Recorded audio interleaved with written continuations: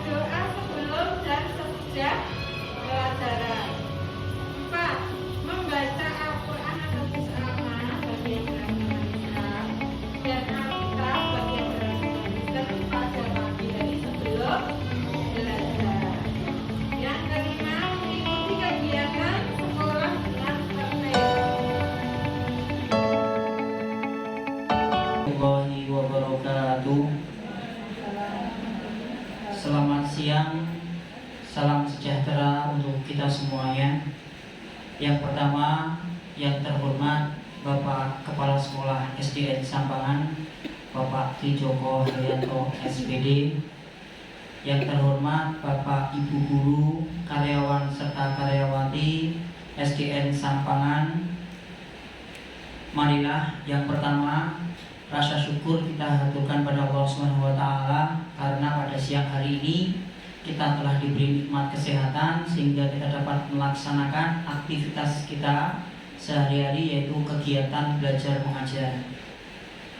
Berikutnya Bapak Ibu, untuk acara aksi nyata guru berbagi pada siang hari ini akan disampaikan oleh calon guru penggerak Angkatan 7 Kota Surakarta atas nama Fatkur Rohmah, Sarjana Pendidikan.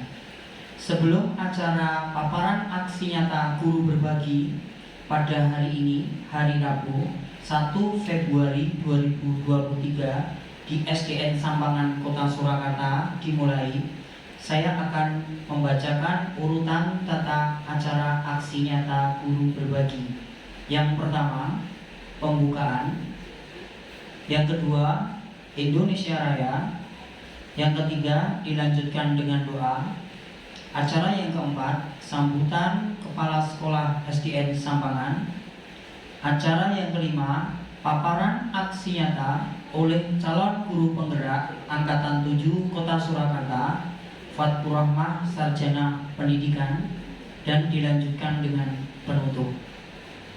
Marilah Bapak Ibu, acara pada siang hari ini kita buka dengan menyanyikan lagu Indonesia Raya yang akan dipimpin oleh Ibu Sriani, Sarjana Pendidikan. Waktu dan tempat dipersilakan dan hadirin dimohon untuk berdiri.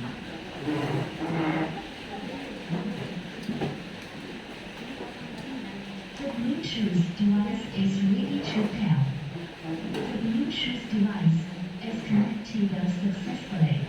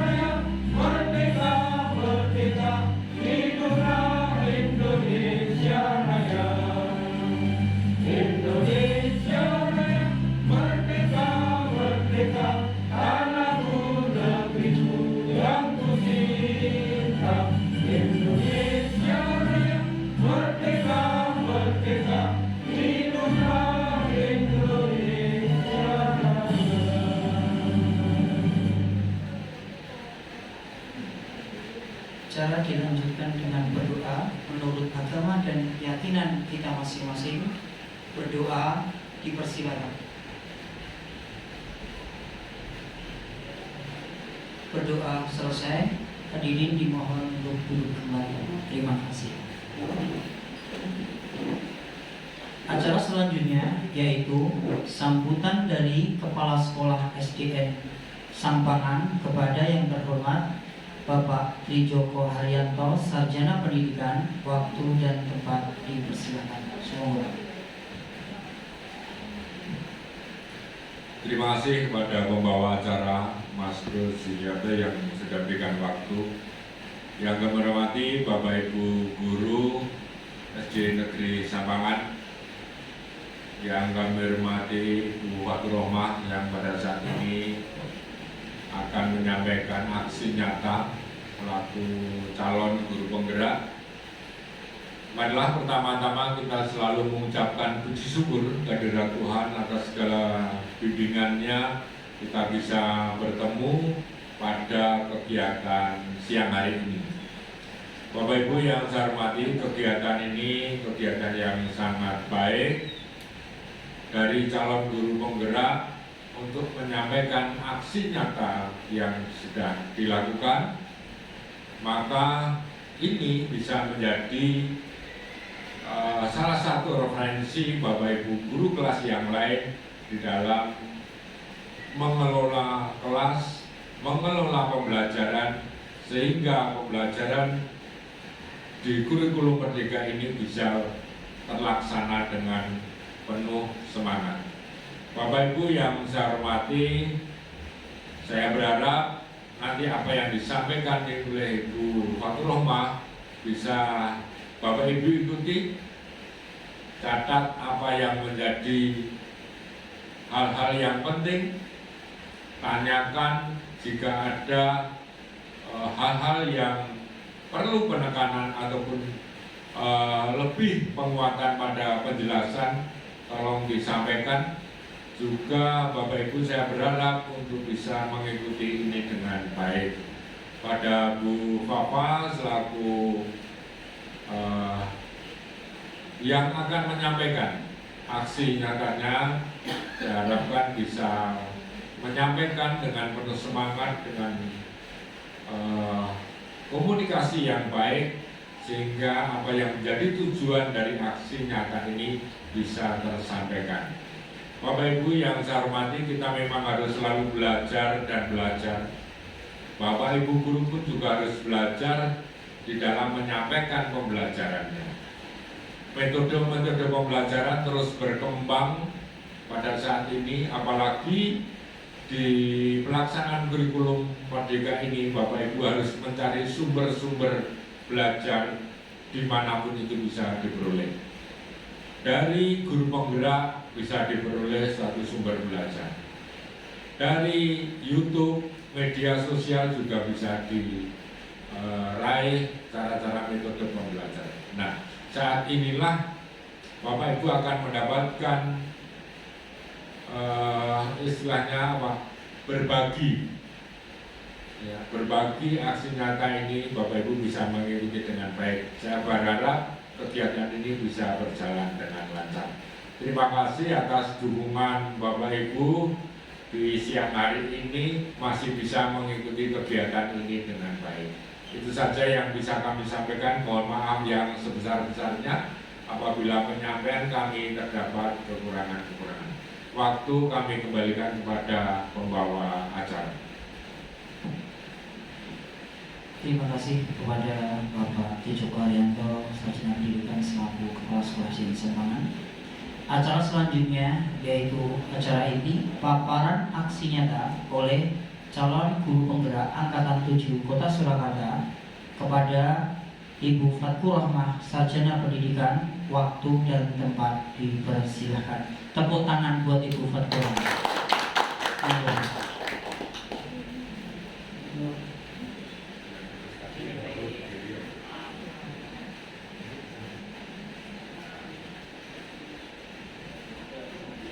Bismillahirrahmanirrahim. Assalamualaikum warahmatullahi wabarakatuh.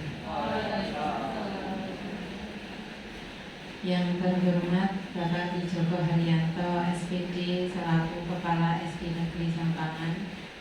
Yang saya hormati Bapak Ibu Guru dan karyawan SD Negeri Sampangan.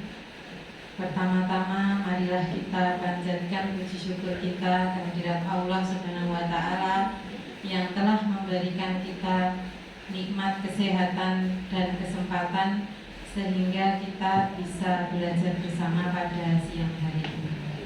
Tentunya saya mengucapkan terima kasih yang sebesar-besarnya atas kelonggaran waktu Bapak Ibu untuk mengikuti kegiatan ini.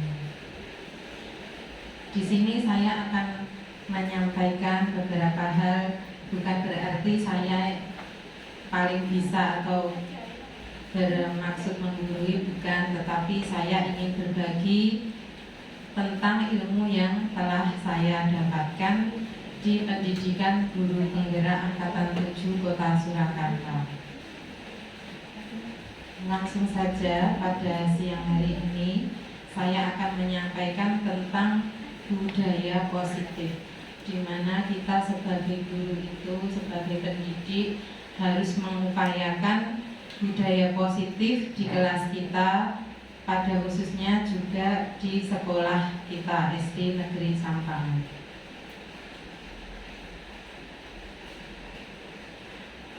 Salam semangat Bapak SD Negeri Sampangan yang hebat.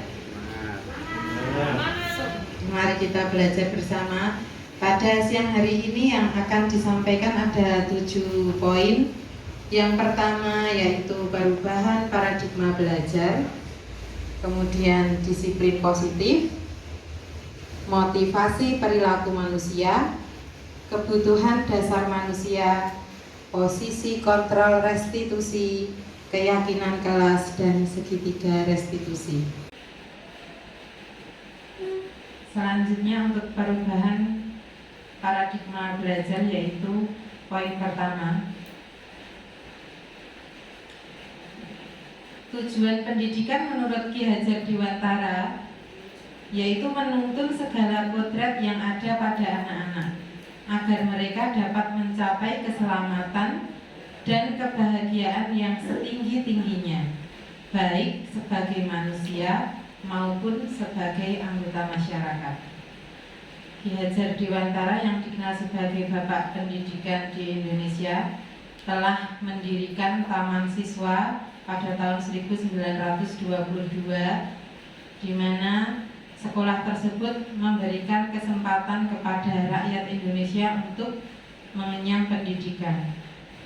Sebelumnya itu di masa kolonial Belanda, pendidikan hanya bisa dinikmati oleh orang-orang tertentu, yang pada akhirnya orang-orang tertentu itu nanti juga akan bekerja di pemerintah kolonial Belanda. Ki Hajar Dewantara mendirikan sekolah itu untuk memfasilitasi rakyat biasa sehingga rakyat biasa bisa mengenyam pendidikan, meskipun pada saat itu baru tentang belajar membaca, menulis, dan berhitung.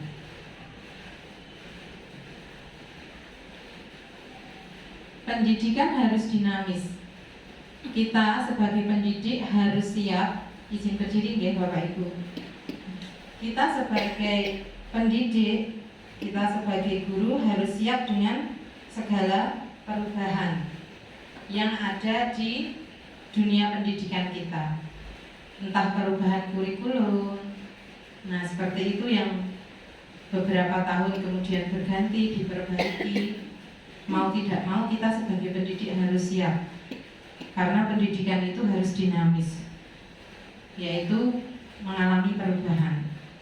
Filosofi pendidikan yang disampaikan oleh Ki Hajar Dewantara itu merupakan filosofi perubahan, di mana memperhatikan kodrat alam dan kodrat zaman. Kodrat alam ini guru sebagai pendidik harus memahami latar belakang murid. Murid di perkotaan dengan murid di pedesaan akan memiliki sikap yang berbeda karena mereka hidup di lingkungan yang berbeda. Jadi tidak bisa disamakan. Kita sebagai pendidik harus bisa memahami itu. Kemudian memperhatikan juga kodrat zaman. Meskipun misalnya kita ini mengajar di SD Negeri Sampangan, murid-murid SD Negeri Sampangan pada tahun 90-an, pada tahun 2000-an, kemudian pada tahun 2011 ke atas hingga sekarang ini, meskipun sama-sama sekolah di SD Negeri Sampangan, tapi memiliki zaman yang berbeda, tidak bisa disamakan. Maka kita sebagai guru, sebagai pendidik harus mengarahkan murid kita sesuai dengan zaman mereka, bukan seperti zaman kita. Zaman kita dan zaman murid-murid kita itu berbeda. Dulu misalnya saya sendiri waktu sekolah tidak berani dengan guru, sangat istilahnya sangat hormat, kemudian berbahasa krama. Tetapi murid-murid saat ini, anak-anak itu lebih banyak menggunakan bahasa Indonesia, sehingga dengan guru itu rasanya seperti teman. Ya karena memang zaman mereka saat ini seperti itu, tidak bisa disamakan dengan zaman gurunya pada zaman dahulu. Kemudian filosofi perubahan Ki Hajar Dewantara juga memperhatikan asas trikon, yaitu kontinuitas, konvergensi, dan konsentris. Kontinuitas itu berarti ada tahapan-tahapan dalam belajar. Jadi tidak bisa kita memaksakan murid kita untuk langsung bisa, karena ada tahapan-tahapannya. Seperti tingkatannya kalau di SD kelas 1, kelas 2, kelas 3, tingkat pemahamannya berbeda, sehingga kita harus memperhatikan hal tersebut. Konvergensi yaitu kita sebagai guru harus mengikuti perkembangan teknologi. Kemudian asas konsentris, meskipun kita mengikuti perkembangan teknologi, perkembangan zaman, tetapi kita tidak boleh meninggalkan akar budaya yang ada di sekitar kita, sehingga kita tetap harus menghidupkan kearifan lokal yang ada di sekitar kita. Filosofi perubahan pendidikan Ki Hajar Dewantara juga memperhatikan budi pekerti, yaitu perpaduan dari cipta, rasa, dan karsa. Semua itu ditujukan untuk pendidikan yang berpihak pada murid. Pendidikan yang berpihak pada murid itu yaitu yang sesuai dengan perkembangan zaman, kemudian kemerdekaan dalam belajar, murid menjadi bahagia, murid aktif dan kreatif, juga kebutuhan murid terpenuhi. Ada istilah guru harus menghamba pada murid saat kita mengenal kurikulum merdeka. Maksudnya guru menghamba pada murid itu bukan berarti guru itu manut sama murid, bukan seperti itu. Tetapi guru harus selalu mengutamakan kebutuhan murid. Jadi bagaimana murid itu agar dia mau belajar dengan bahagia, kemudian murid itu aktif dan kreatif dalam pembelajaran, bukan semata-mata guru sebagai pusatnya dalam pembelajaran di kelas, tapi kita harus bisa mengaktifkan murid kita untuk belajar dengan giat dan baik. Pemikiran Ki Hajar Dewantara mengenai pendidikan dan pengajaran yaitu pemikiran tentang proses memanusiakan manusia, sehingga manusia bisa merdeka dalam belajar. Kemerdekaan belajar tersebut diarahkan pada hal positif, sehingga semua aspek kehidupan baik fisik, mental, jasmani ataupun rohani akan dihargai semaksimal mungkin. Nah, kita dalam melihat murid kita itu, kita usahakan kita melihat kelebihannya, tidak selalu kita melihat pada kekurangannya. Karena setiap anak itu memiliki bakat dan kelebihan masing-masing. Setiap anak itu unik, setiap anak itu memiliki ciri khas tertentu yang tidak bisa disamakan dengan murid-murid yang lain. Sehingga kita harus bisa memahami hal tersebut. Seperti halnya kita sering mendengar bahwa ikan itu bisanya berenang, tidak bisa terbang. Maka kita tidak bisa memaksa ikan untuk terbang. Kemudian burung bisanya terbang, burung tidak bisa berenang, kita tidak bisa memaksa burung untuk berenang. Nah, ini kaitannya dengan kurikulum merdeka yang telah kita laksanakan, yaitu kita memperhatikan adanya kebutuhan murid dengan tipe belajar masing-masing. Ada yang kinestetik, kemudian ada yang visual, kemudian ada yang auditori. Nah, kita menerapkannya dalam pembelajaran itu dengan mengetahui tipe belajar setiap murid kita, sehingga kita bisa memfasilitasi mereka dengan pembelajaran berdiferensiasi.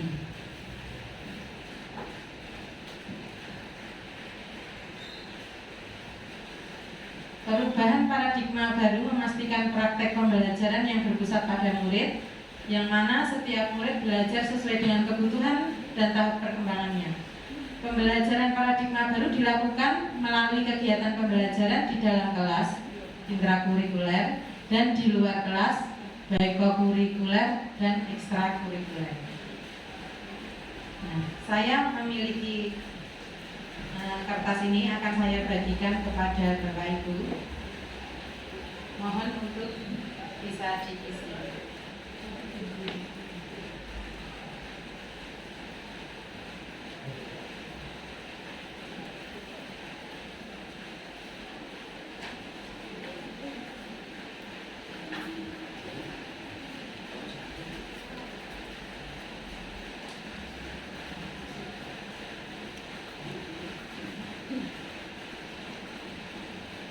Pada kertas tersebut ada judulnya Trapesium Usia. Monggo Bapak Ibu bisa mengisikan mulai sekolah pada usia berapa tahun, kemudian lulus sarjana atau mulai bekerja pada usia berapa tahun, kemudian usia pensiun berapa tahun. Nah, dalam rentang waktu mulai sekolah hingga lulus sarjana, tentu kita dulu juga menuntut ilmu atau mencari ilmu di sekolah. Kita memiliki guru. Nah, di situ ada 2 poin, positif atau negatif. Nah, silahkan Bapak Ibu untuk mengisi. Kita dulu pasti waktu sekolah itu punya kesan sendiri, entah itu kesan yang positif atau entah kesan itu berupa kesan yang negatif. Yang di bawah boleh diisi positif atau negatif. Jika diisi positif, maka yang negatif dicoret. Kemudian yang di atas juga seperti itu. Bisa yang di bawah itu bisa diisi usia yang lebih kecil. Ya.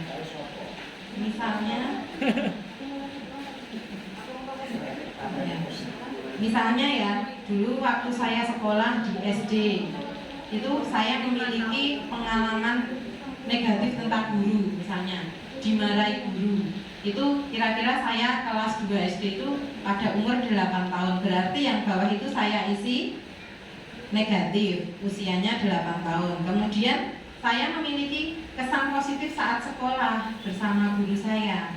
Nah, itu misalnya di usia 13 tahun, itu saya isi yang atasnya positif.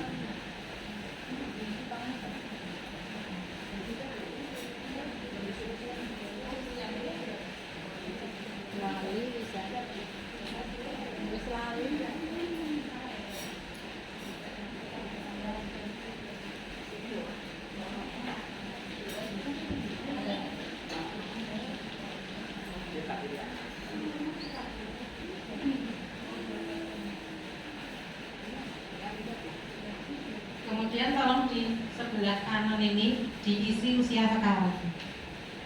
Yang kosong ini diisi usia sekarang. Sebelah kanan trapesium yang kosong itu diisi usia sekarang.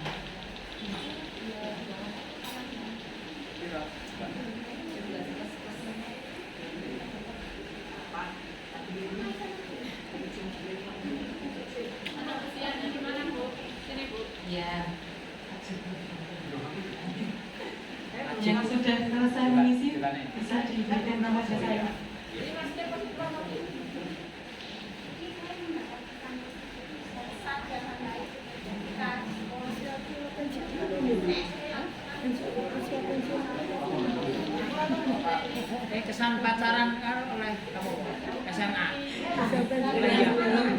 kesannya dengan guru. Ini dengan guru. Iya, dengan guru. Gurunya, maksudnya punya pengalaman menyenangkan apa dengan guru yang sangat berkesan sehingga itu ya dituliskan di situ. Kemudian yang negatif punya enggak pengalaman kesan yang negatif dengan guru sehingga sampai sekarang masih ingat. Seperti itu.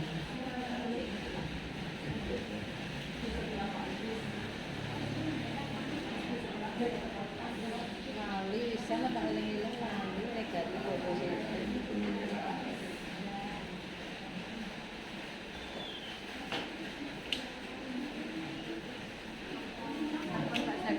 Nah, Ditulis pesannya, ditulis di sini. Gimana Pak? Pesannya ditulis. Kesannya ditulis boleh. Kata baik. Saya tanya langsung saja tidak apa-apa. Ini saya membaca belum pernah positif kan? kepunyaan Gampang, Pak. Pak Erjaka ya. Pak Erjaka mulai sekolah usia 6 tahun, kemudian ini positif semua Pak berarti. Yang negatif tidak ada. Coba yang ada negatif. Saya negatif, saya negatif. Terus dulu SMP lagi. Dulu SMP.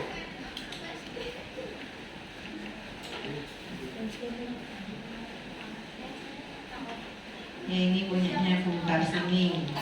Mulai sekolah 6 tahun, kemudian mulai bekerja 23 tahun.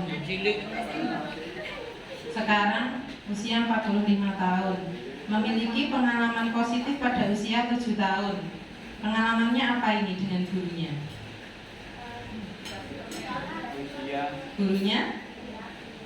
Ya, ada kejadian apa sampai berkesan banget pada usia 7 tahun ini kan masih usia kelas 1 ini.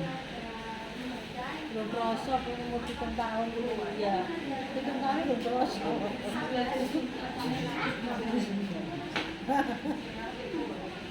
Rendek celelean.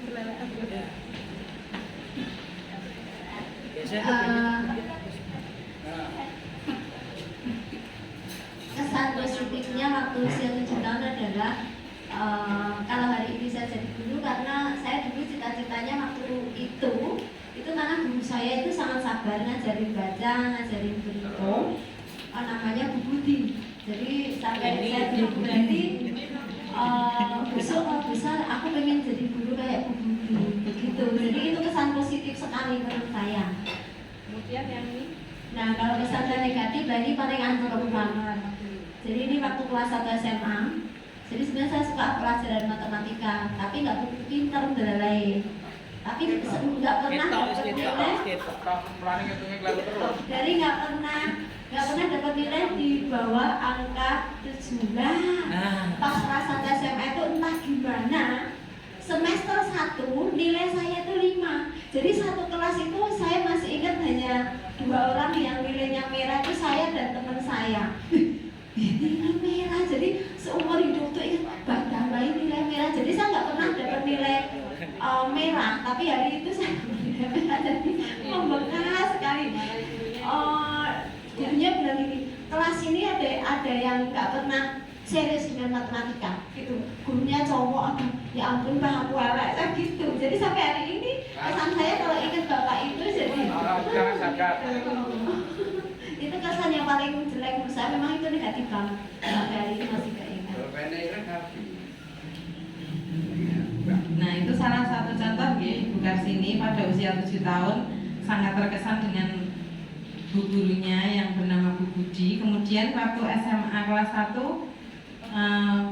terkesannya negatif karena istilahnya di loke ya sama gurunya karena nilainya jelek. Nah itu menimbulkan kesan negatif di hati. Nah titik poin kertas ini tadi sebenarnya Bu Karsini sekarang usianya 45 tahun. Kemudian mengalami kesan positif dengan gurunya yang membuat beliau terkesan itu pada usia 7 tahun. Berarti selisihnya 38 tahun. 38 tahun yang lalu. Tetapi Bu Karsini masih ingat. Berarti itu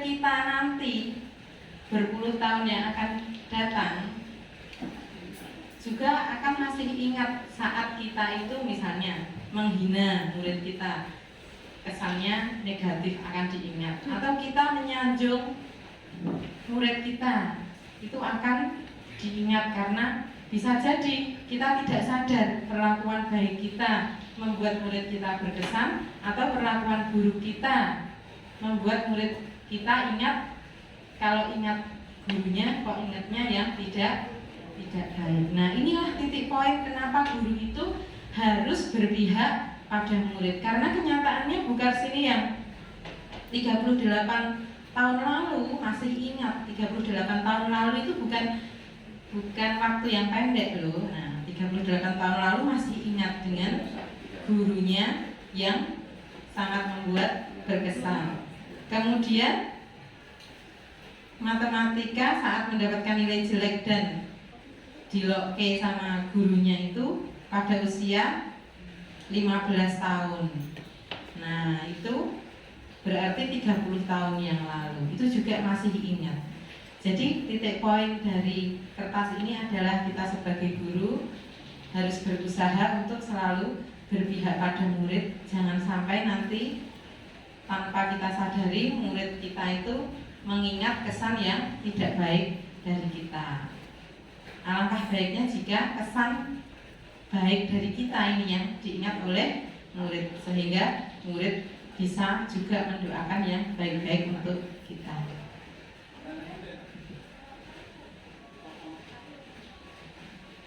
Kemudian materi selanjutnya yaitu disiplin positif. Disiplin selalu dihubungkan dengan tata tertib, teratur, dan kepatuhan pada peraturan. Disiplin selalu dihubungkan dengan hukuman, padahal berbeda antara belajar tentang disiplin positif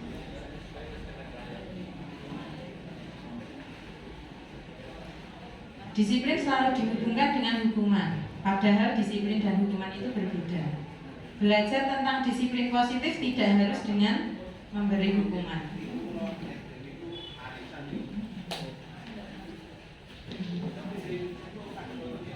Disiplin berasal dari bahasa Latin disciplina yang artinya belajar. Kemudian ini sama akar katanya dengan kata disiple atau yang berarti murid. Untuk menjadi seorang murid atau pengikut, seseorang harus paham betul alasan mengapa mereka mengikuti aliran atau ajaran tertentu, sehingga motivasi yang terbangun adalah motivasi intrinsik, bukan ekstrinsik. Jadi kita menumbuhkan budaya disiplin siswa itu baiknya dimunculkan dengan motivasi intrinsik, bukan ekstrinsik.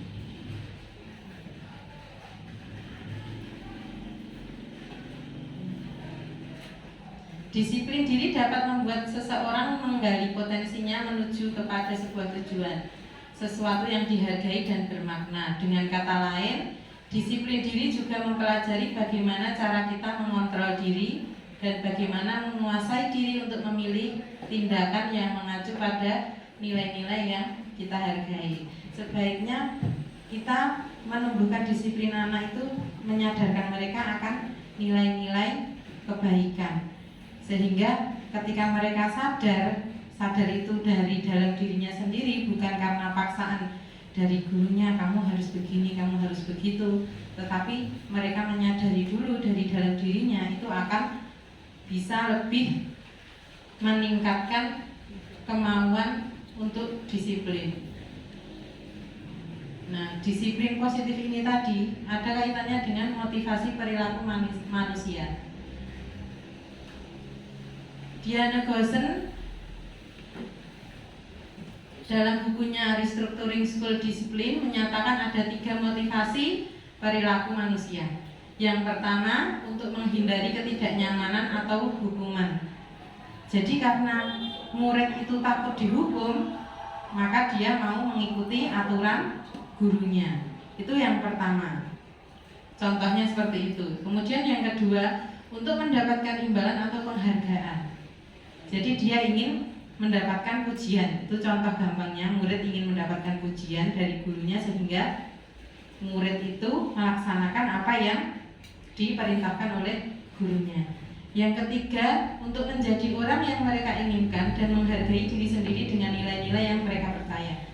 Nah, motivasi yang ketiga inilah yang berasal dari dalam diri, yaitu intrinsik, karena murid sadar dengan nilai-nilai kebaikan yang harus mereka dapatkan.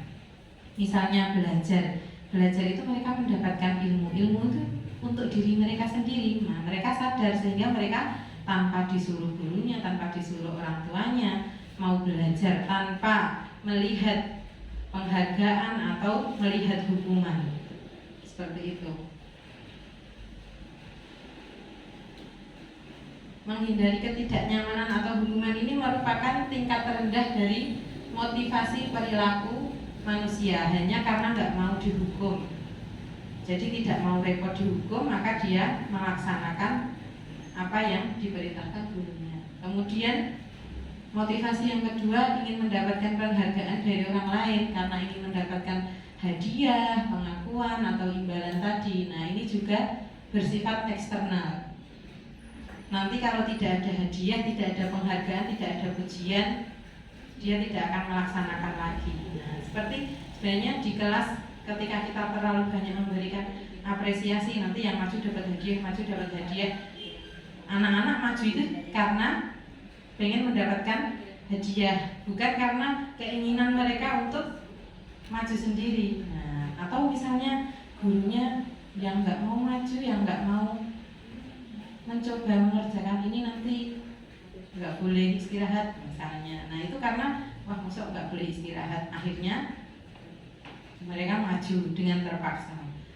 Namun yang ketiga ini, untuk menjadi orang yang mereka inginkan dan menghargai diri sendiri, nah itu sadar dengan keinginan mereka sendiri. Kemudian kita sebagai guru dan pendidik, kita harus menghadapi siswa kita itu, kita harus mengetahui kebutuhan dasar yang harus dipenuhi oleh murid-murid kita, yang harus terpenuhi. Nah, kebutuhan dasar manusia ini yang pertama yaitu kebutuhan bertahan hidup. Kebutuhan bertahan hidup, kemudian yang kedua kasih sayang dan rasa diterima, yang ketiga penguasaan, yang keempat kebebasan, yang kelima kesenangan. Kebutuhan dasar bertahan hidup ini kaitannya dengan kesehatan rumah dan makanan. Mungkin di kelas kita mendapati murid kita yang bermalas-malasan, kemudian menaruh kepalanya di meja terus, tidak semangat belajar. Setelah kita tanya, ternyata dari rumah tidak sarapan, tidak membawa uang saku, sehingga lapar, malas belajar. Nah, ini berarti kebutuhan dasarnya itu untuk bertahan hidupnya ini tidak terpenuhi. Kemudian kebutuhan kasih sayang dan rasa diterima. Setiap murid kita membutuhkan kasih sayang dan rasa diterima, sehingga kita sebagai guru sebaiknya selalu berusaha untuk memandang murid kita itu sama. Entah murid kita itu pintar atau murid kita kurang menguasai, kita berusaha adil kepada mereka, tidak memilih-milih. Kemudian penguasaan, kebutuhan pengakuan atas kemampuan. Nah, ini kita sebagai guru atau pendidik, sebaiknya kita itu mengetahui setiap murid kita. Kita paling tidak tahu satu kelebihan dari masing-masing murid kita, sehingga ketika kita tahu kelebihan mereka satu persatu, kita sampaikan, wah ternyata kamu pintar banget ya melukis. Nah, itu dia akan memiliki, mereka tidak mengharapkan pujian, tapi karena kita mengapresiasi, nah mereka jadi memiliki rasa kepercayaan diri, sehingga mereka dianggap bisa. Paling tidak satu saja kelebihan dari murid, dari masing-masing murid kita itu harus kita ketahui, sehingga mereka akan memiliki rasa percaya diri. Nah, ketika di kurikulum Merdeka ini ya tidak ada ranking, bahkan teman-temannya itu tidak ada yang tahu siapa yang nilainya di atas, siapa yang nilainya di bawah, karena kurikulum Merdeka yang kita laksanakan ini juga berusaha untuk menghargai kemampuan masing-masing murid. Kemudian kebutuhan tentang kebebasan.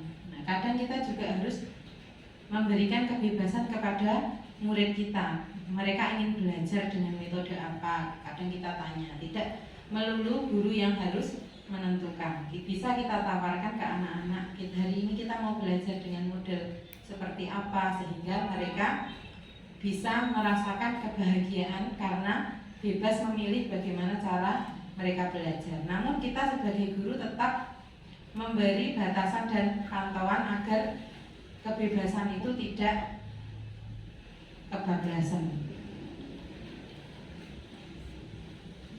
Kebutuhan dasar manusia yang terakhir yaitu kesenangan. Anak-anak dengan kebutuhan dasar kesenangan yang tinggi biasanya ingin menikmati apa yang dilakukan. Mereka juga bisa berkonsentrasi tinggi saat mengerjakan hal yang disenangi. Mereka suka permainan dan suka mengoleksi barang, suka bergurau, suka melucu dan menggemaskan. Bahkan saat mereka bertingkah laku buruk kadang masih terlihat lucu. Nah, ini apalagi untuk anak-anak SD kelas 1 dan kelas 2. Pasti ada saja lucu-lucunya.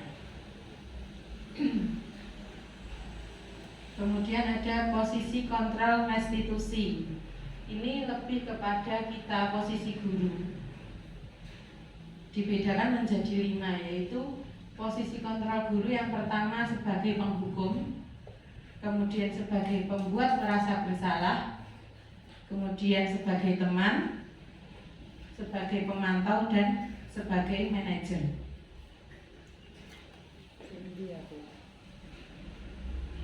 Nah, kita bisa menjawab dengan diri kita sendiri, kita ini ada di posisi mana kira-kira? Yang pertama, posisi kontrol guru penghukum. Nah, biasanya ini nada suara tinggi. Nada suara tinggi dengan suara keras beda loh ya. Kemudian bahasa tubuh, mata melotot, dan jari menunjuk-nunjuk, bahkan menghardik. Nah, ini biasanya ciri-ciri posisi kontrol guru penghukum. Contohnya, awas ya kalau kamu sampai melanggar lagi, pakai mengancam. Nah, bagaimana perasaan murid bila guru berbicara seperti itu pada saat muridnya berbuat kesalahan? Hasilnya kemungkinan murid marah dan mendendam atau bersifat agresif. Nah, itu tipe guru yang pertama. Kemudian yang kedua, ada posisi kontrol guru pembuat merasa bersalah. Nah, ini nadanya itu sebenarnya memelas, halus, sedih. Bahasa tubuhnya merapat pada anak. Contoh perkataannya, kamu kenapa ya senang sekali mengecewakan ibu? Ibu benar-benar kecewa sekali kamu melanggar aturan sekolah lagi. Ini enggak dengan marah-marah, dengan halus, tapi mengungkapkan bahwa gurunya kecewa. Nah, ini muridnya. Nah, bagaimana ya perasaan muridnya? Ini murid akan merasa bersalah. Bersalah telah mengecewakan ibu atau bapak gurunya. Murid akan merasa menjadi orang yang gagal dan tidak sanggup membahagiakan orang lain. Kadang sikap seperti ini malah berbahaya dari sikap penghukum, karena emosi akan tertanam di dalam, tidak bisa keluar. Murid menahan perasaan. Tidak seperti murid dengan guru penghukum, di mana murid bisa menumpahkan amarahnya walau dengan cara negatif. Nah, murid tertekan seperti inilah yang tiba-tiba bisa meletus amarahnya dan bisa menyakiti diri sendiri. Nah, untuk orang-orang atau murid-murid yang introvert itu dia tidak bisa mengungkapkan apa yang dia rasakan. Jika dia bertemu dengan guru dengan tipe pembuat merasa bersalah ini, dia mungkin dalam diamnya dia itu sangat pusing sekali, pusing, sedih, marah, tapi tidak bisa keluar. Nah, ini kadang bisa kita temukan kalau misalnya anak terlalu lama tertekan dalam kondisi seperti ini, misalnya, atau anak yang merasa dirinya tidak berharga, lama-lama bisa menyakiti dirinya sendiri. Bahkan ada murid yang bunuh diri. Nah, itu berawal dari seperti ini jika ini berlanjut terus-menerus. Tipe posisi kontrol guru yang ketiga yaitu sebagai teman. Nadanya ramah, akrab, bercanda, bahasa tubuhnya merapat pada murid dan senyum jenaka. Nah, ini guru-guru yang akrab dengan murid. Bukan jauh. Adi, ayolah, bagaimana sih kamu? Kemarin kamu sudah janji ke bapak bukan? Kenapa melanggar aturan lagi? Nah, nggak ada marahnya sama sekali. Ini seperti kepada seorang teman sambil tertawa ringan. Ya sudah, tidak apa-apa. Duduk dulu sana, nanti Pak Guru bantu. Kamu ini loh. Nah, sambil senyum-senyum. Muridnya nggak ada takut-takutnya ini. Nah, bagaimana perasaan murid ini? Murid akan senang dan akrab. Ini termasuk dampak positif. Hanya saja ada juga sisi negatifnya karena murid akan tergantung pada guru tersebut. Sehingga bila ada masalah, dia merasa bisa mengandalkan guru tersebut untuk membantunya, bujuk-bujuk gurunya, ya, bujuk-bujuk, merayu. Itu sisi negatifnya. Akibat lainnya dari posisi teman, nah, dia akan berbuat sesuatu hanya bila disuruh oleh guru tersebut. Dengan guru yang lain tidak mau, karena akrabnya dengan guru kelasnya. Disuruh guru di kelas lain tidak mau. Maunya pokoknya bukan Bu Dwi aku nggak mau. Nah, misalnya kalau bukan Bu April aku nggak mau. Nah, itu sisi negatifnya dari posisi teman. Tapi ini sisi positifnya, murid akan merasa senang. Posisi kontrol guru yang keempat yaitu pemantau. Nada suaranya datar, bahasa tubuhnya formal. Nah, ini Adi, tahukah kamu jam berapa kita memulai? Tahu Pak, kamu terlambat 15 menit. Apakah kamu sudah mengerti konsekuensi yang harus dilakukan bila terlambat?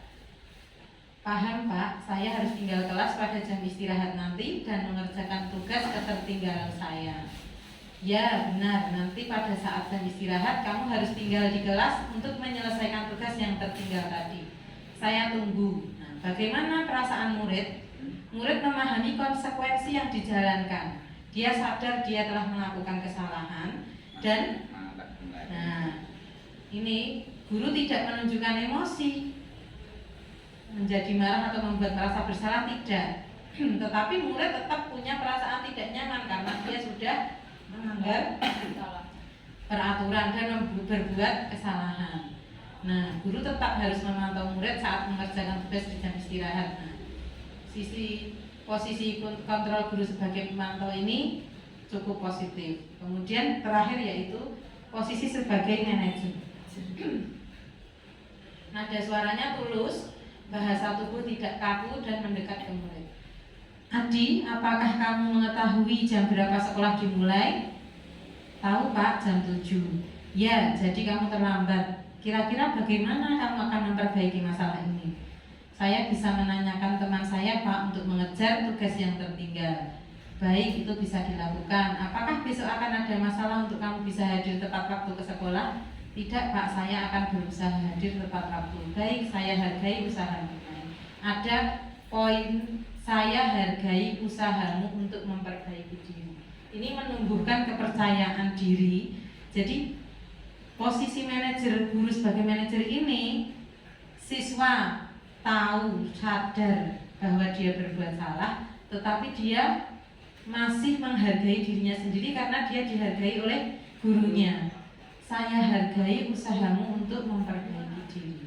Nah, perasaan murid tentunya, nah ini guru tidak perlu marah, tidak meninggikan suara, apalagi menunjuk-nunjuk, berkaca pinggang, seolah-olah menyesal, tampak sedih dengan perbuatan murid. Nah, fokus ada pada murid, bukan membahagiakan guru atau orang tua. Sehingga murid sudah mengetahui adanya masalah dan sesuatu perlu terjadi bila guru mengambil posisi pemantau.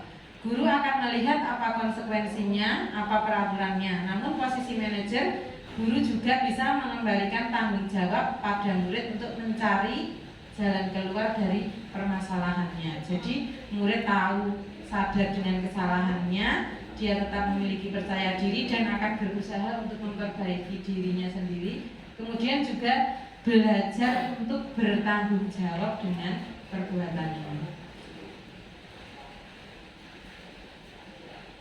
Nah, kemudian usaha juga di dalam kelas untuk menumbuhkan budaya positif itu, yaitu dengan adanya keyakinan kelas. Mengapa keyakinan kelas, bukan peraturan kelas? Peraturan kelas dengan keyakinan kelas itu berbeda. Peraturan kelas, guru membuat peraturan atau membuat kesepakatan, tetapi ini sifatnya masih memaksa. Murid tidak memiliki motivasi secara intrinsik dari dalam dirinya sendiri. Jadi murid masih bersifat, motivasinya masih bersifat ekstrinsik. Tetapi dengan keyakinan kelas, murid-murid akan memahami nilai-nilai yang harus dia dapatkan. Misalnya contoh gampangnya, kita kalau pergi naik kendaraan, naik motor di jalan raya, kita pasti harus menggunakan helm. Nah, kalau tidak menggunakan helm, aku pakai helm, tidak kena momen, itu adalah motivasi, nggak mau ribet, kena hukuman. Kemudian kalau saya sadar, oh saya ke kampung saja pakai helm, karena apa? Helm itu berfungsi memiliki nilai perlindungan. Kalau perlindungan berarti memiliki nilai keselamatan. Nah, karena sadar dengan nilai keselamatan itu, maka tanpa disuruh, entah ada polisi atau tidak, di jalan raya besar atau hanya di jalan kampung, naik kendaraan menggunakan helm untuk mendapatkan nilai keselamatan. Nah, itu seperti itu yang ada pada keyakinan kelas. Jadi kita yakinkan dulu anak-anak untuk mendapatkan nilai-nilai kebaikan yang bisa mereka dapatkan, sehingga mereka akan mematuhi keyakinan kelas itu benar-benar dari dalam, termotivasi dari dalam. Nah, nilai itu sendiri, ya keyakinan itu sendiri, yaitu nilai-nilai kebajikan universal yang disepakati secara tersirat dan tersurat, lepas dari latar belakang suku, negara, bahasa maupun agama. Nah, ini contoh sosialisasi keyakinan kelas di kelas saya. Nah, ini anak-anak mulai memahami mereka di kelas itu harus mendapatkan nilai-nilai apa saja. Misalnya nilai pembelajaran, nilai ilmu, nilai kebaikan, dan yang lain-lain. Nah, anak-anak kemudian mencurahkan pendapatnya, mencurahkan keinginannya. Mereka itu agar menjadi anak yang baik, agar budaya positif itu bisa dilakukan di kelas itu, anak-anak itu ingin apa saja. Kemudian anak-anak menempelkan di depan kelas ini, kemudian dibahas satu persatu. Nah, ini contohnya nilai ketertiban, mengikuti upacara dengan tertib dan hikmat, berbaris dengan tertib sebelum memasuki kelas, setelah istirahat, berdoa sebelum dan sesudah pelajaran. Berarti ini mendapatkan nilai keimanan. Membaca Al-Quran atau juz amma atau Alkitab pada pagi hari sebelum belajar, ini juga nilai keimanan. Mengikuti kegiatan sekolah dengan tertib, ketertiban. Memakai seragam lengkap dan rapi, menghormati guru dan menaatinya. Ini berarti nilai kehormatan. Saat pelajaran tidak makan minum, berbicara sendiri, bermain yang mengganggu kegiatan belajar. Ini bisa nilai toleransi, saling menghargai sesama teman, tidak membuli, tidak berkelahi. Ini juga nilai kehormatan. Mengerjakan tugas dengan baik, nilai ketertiban. Kemudian berdoa sebelum dan sesudah makan, melaksanakan ibadah sehari-hari dan mengisi jurnal ibadah. Nilai keimanan, menjaga kebersihan dan kerapian kelas. Nah, ini nilai kenyamanan. berkata baik dan saling menolong dalam kebaikan. Ini nilai saling menghormati, berteman dengan siapa saja dan tidak memilih-milih. Jadi dengan menyadarkan anak-anak untuk mendapatkan nilai-nilai kebaikan yang harus mereka dapatkan, mereka bisa menyusun keyakinan kelas ini bersama-sama. Kemudian segitiga restitusi. Ini merupakan langkah-langkah untuk menguraikan masalah-masalah yang terjadi di dalam kelas atau di sekolah. Langkah yang pertama yaitu menstabilkan identitas. Ketika kita menemui murid kita melakukan kesalahan, yang pertama kita lakukan adalah menstabilkan identitas, yaitu kita beri kesempatan dulu murid kita untuk bercerita apa yang sebenarnya terjadi, kemudian apa yang dia rasakan, karena setiap orang itu berperilaku pasti ada latar belakangnya. Kemudian ini contohnya, setiap orang pasti pernah melakukan kesalahan. Kamu bukan satu-satunya yang pernah melakukan ini. Kemudian langkah yang kedua yaitu validasi tindakan. Adakah cara yang lebih efektif untuk mendapatkan apa yang kamu butuhkan? Kamu tentu punya alasan mengapa melakukan itu. Nah, ini validasi tindakan yang salah.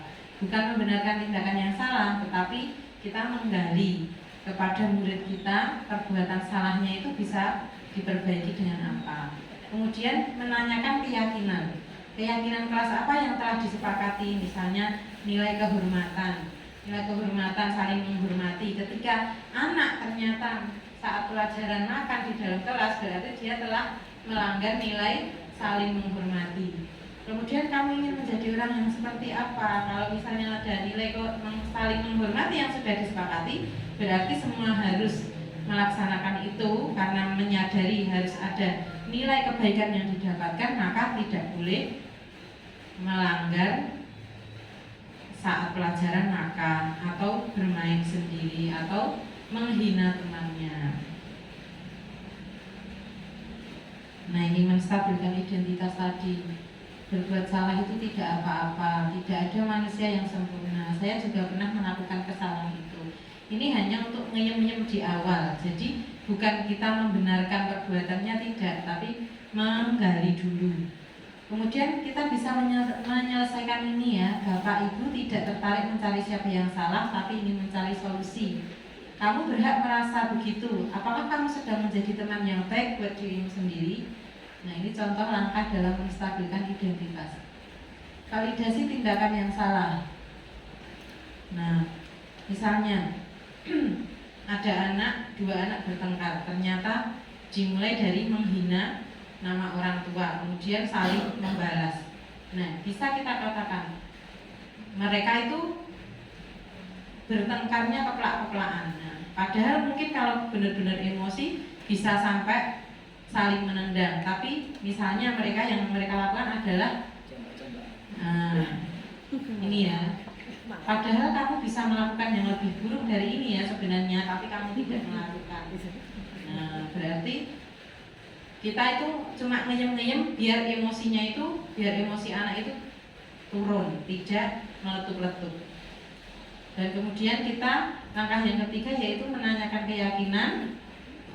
Kita percaya sebagai kelas atau keluarga. Kita satu kelas itu satu keluarga. Nilai umum yang telah kita sepakati apa? Kemudian kita tanya, dengan perbuatan seperti itu kamu mau seperti apa? Jadi orang seperti apa? Nah.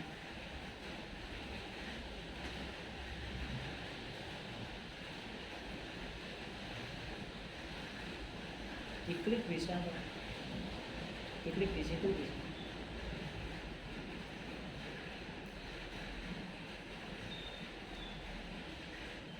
Langsung bisa.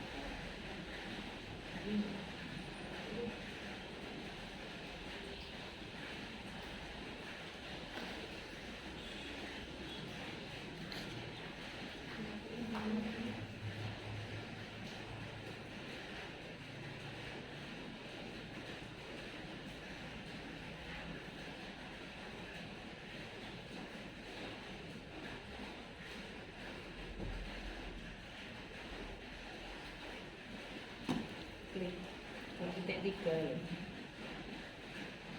klik 7.3 connect. Klik titik 3 connect bentuknya. The Bluetooth device is ready to pair. Titik 3 itu lah. Connect. The Bluetooth device is connected successfully. Sertifikat restitusi merupakan suatu proses di dalam yang dijalankan guru atau orang tua agar dapat menghasilkan murid yang mandiri dan bertanggung jawab.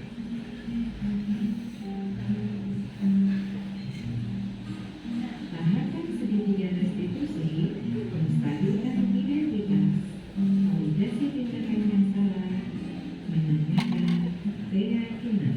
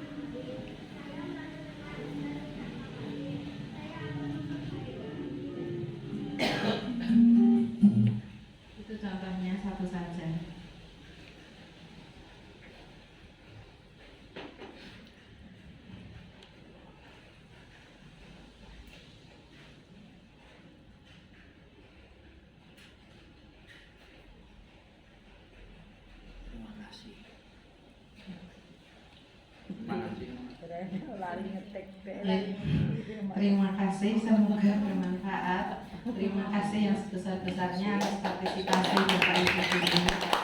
Kemudian ada sedikit pantun. apa ada yang mau memberi pantun? Saya tidak menyiapkan pantun. Jalan-jalan ke tanah. Jalan-jalan. Cakep. Jangan lupa beli tahu. Jalan-jalan ke pasar. Katun. Jalan-jalan ke kota Blitar, dan itu harus sabar. Wah, cakep. Jalan-jalan ke Dusun Sidan. Ya cakep. Tidak lupa membeli kupat. Bapak Ibu guru SD Sampangan, kalian memang hebat.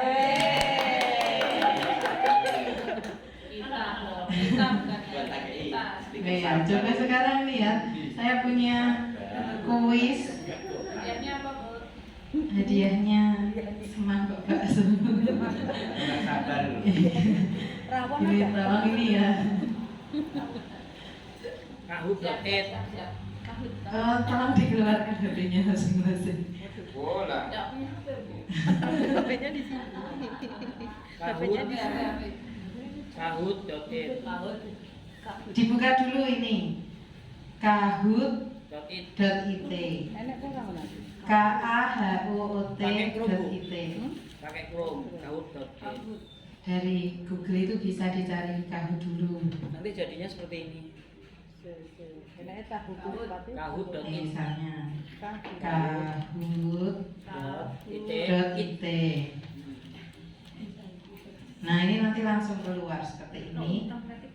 data ide. Dimasukkan pinnya ini. 219. Kahut.it. KAHOOT.it. 219. Oh iya, pinnya 2198590. Jangan lupa.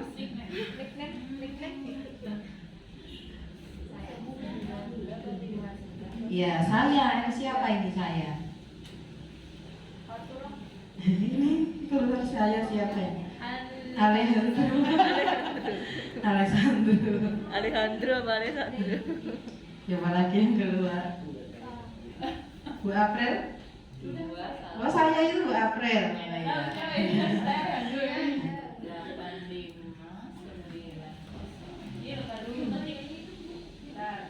Ini pin main Kahut bukan pin ATM ya. Oh Mimi. Mimi. Kau gambarnya guguknya Alejandro. Alejandro ini siapa tuh? Aku. Nah, ini. Mimi Mbak Umi. Dua ya Mimi ya. Mali. Ini Mbak Umi ini. Besok bacaan ya. Umi Mahanani jadi Umi Mahalini. Bukan sini mana? Pinnya dulu. Siapa? Oh Mimi. Aisyah, Pipi. Pipi Bu Vita ini. Siapa lagi yang belum? Pak Jaka bisa tidak? Wes, terus. Yo. Berarti nunggu sih. Lah. Moki.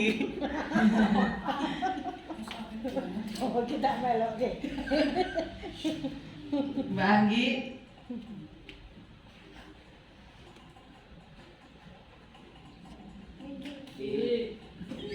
Siapa ini? Tersangkanya.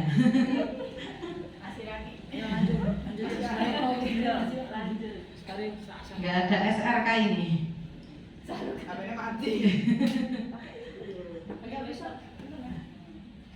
Pak Ter,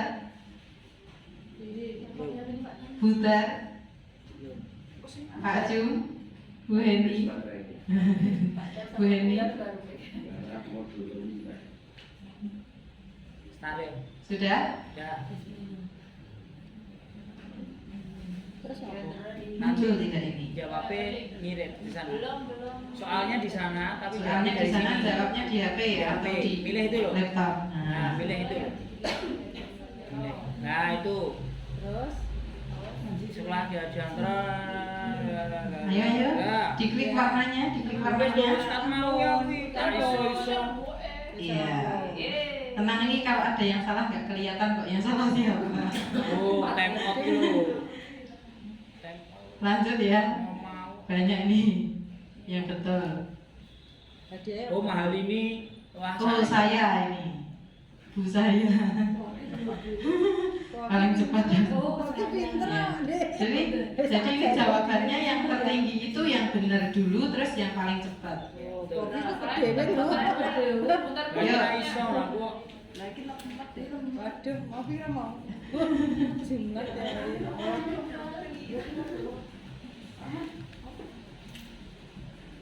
Lali keliru iki. Waduh. Iya. Ya wis. 3, ya benar. Bener. Siapakah? Wes.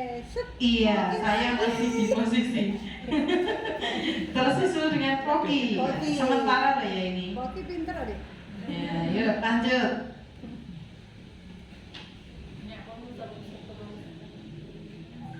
Kebutuhan dasar manusia tentang pilihan itu kebutuhan apa ya? Pilihan. Pilihan. Yuk. Lali. Iya, kebebasan. Salah aku. Memilih. Siapakah? Koki turun. Bisa saya. Iya, masih. Lanjut. Yang tidak diharapkan. Posisi kontrol guru yang tidak diharapkan. Wah, keliru mau aku. Wah, Ini saya motor terus. Yang tidak diharapkan itu posisi kontrol guru sebagai apa? Yang dampaknya negatif itu tadi. Pusat terus Bu. Hah? Oh, itu berarti internetnya HP ini jenengan. Penghukum ya. Siapakah? Wah, saya turun.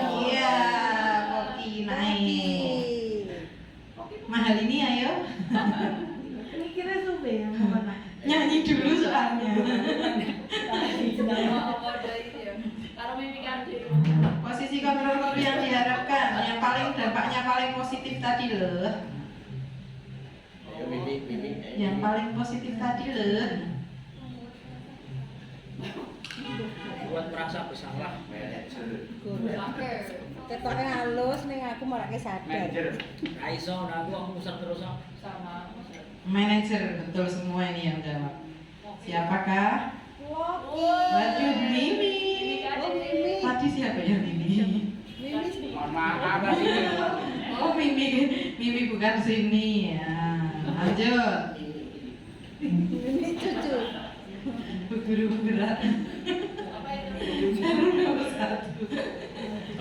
Yang bukan asas pendidikan menurut Ki Hajar Dewantara. Gampang banget loh ini. Baksonya jenengan wis mbok siape lho. Ada yang bahasa diajarkan masih. Eksekusi begini. Wis apa ya apa? Ya enak ya. Konsentrasi, mereka kelihatan banget ini. Ya enak ya. Siapakah? Iya.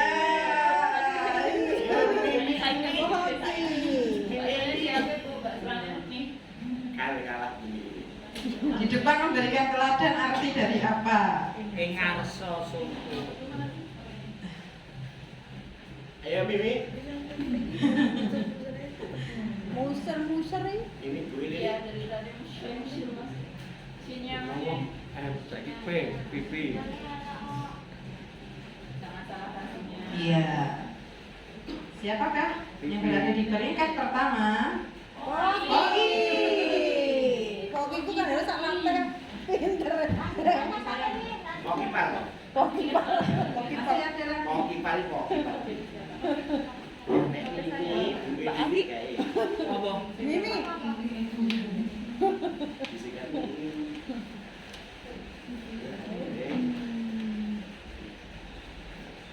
Sementara Poki yang Iya.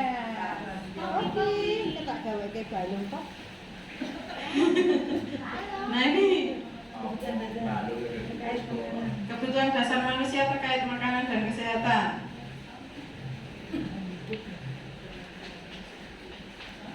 Ustaz bertahan hidup. Siapakah? Poki lagi, keren. Mimi, ayo Mimi, jangan kalah. Nah hari ini ayo, jangan nyanyi terus, biar cepet ini loh.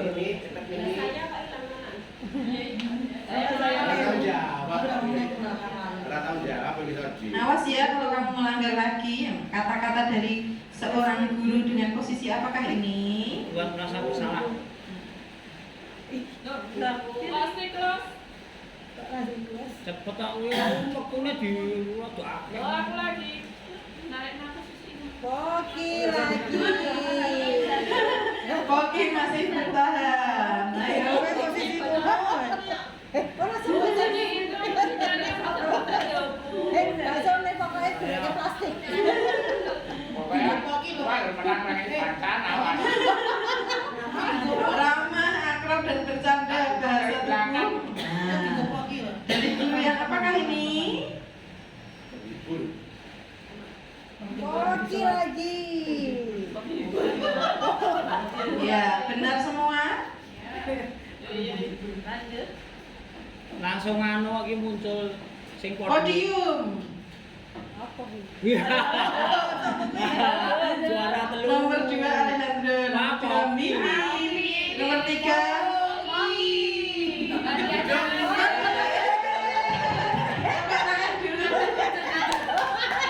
juara 1.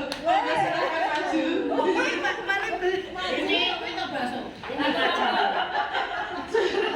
Ini lo lato-lato. Ini lato-lato iki lho. Sini. Ini. Foto. Ya. Siapa ini? Fotonya foto. Ini Sudah, Pak, sudah. Bisa. Tepuk tangan buat Poki. Demikian yang bisa saya sampaikan. Jika ada kekurangan dan kesalahan, saya mohon maaf yang besar-besarnya. Saya ucapkan terima kasih atas partisipasi Bapak Ibu semua. Terima kasih yang tidak terhingga. Waktu dan tempat saya kembalikan kepada pembawa acara. Demikianlah paparan dari aksi nyata guru berbagi calon guru penggerak Angkatan 7 Kota Surakarta, Ibu Fathur Rahmah, Sarjana Pendidikan. Semoga apa-apa yang telah disampaikan, materi-materi yang telah disampaikan membawa pencerahan dan memperbaiki terus cara mengajar kita dengan era di zaman sekarang.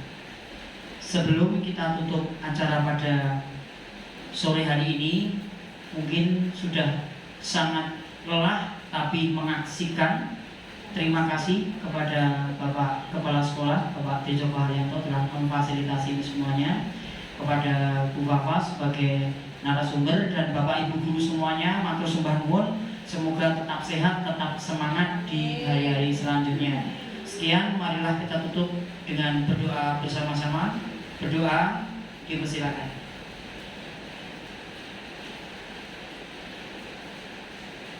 Berdoa selesai. Assalamualaikum warahmatullahi wabarakatuh. Matur nuwun.